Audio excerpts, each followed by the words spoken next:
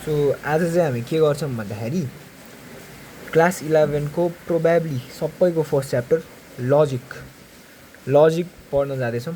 लजिकको basic कन्सेप्टहरू लिन्छौँ आज। Logic भनेको चाहिँ एकदम सुरुको च्याप्टर हो, सजिलो पनि छ। सो आज चाहिँ हामी एकदम बेसिक कुरामा जान्छौँ। लजिक भनेको के हो भन्दाखेरि यहाँ लेखेको छ सबै। लजिक भनेको चाहिँ साइन्स अफ रिजनिङ।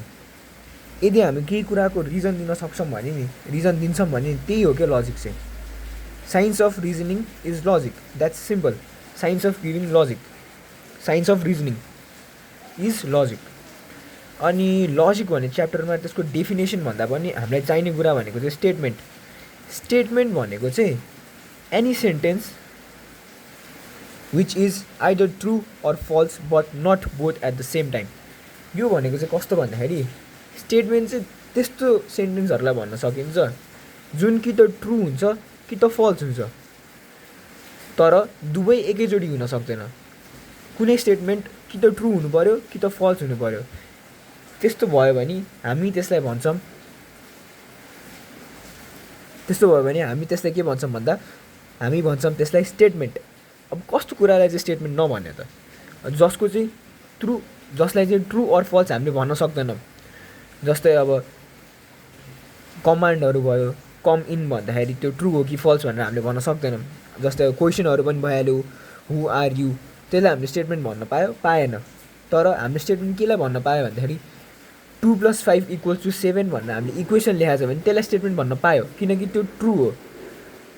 अब 2 + 5 = 6 पनि इज नट इक्वल्स टु 6 पनि स्टेटमेन्ट हो, किनकि त्यो फल्स हो।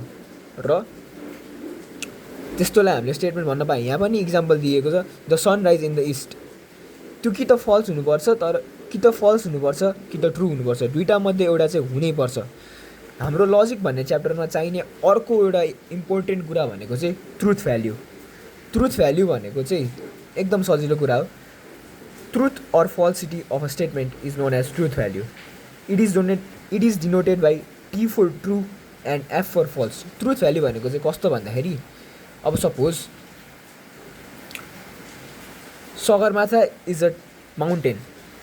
अब यसको ट्रुथ भ्याल्यु भेट्टाउ भन्न आउँछ क्वेसन चाहिँ। त्यो भनेको के हो? ट्रुथ भ्याल्यु भनेको ट्रु हो।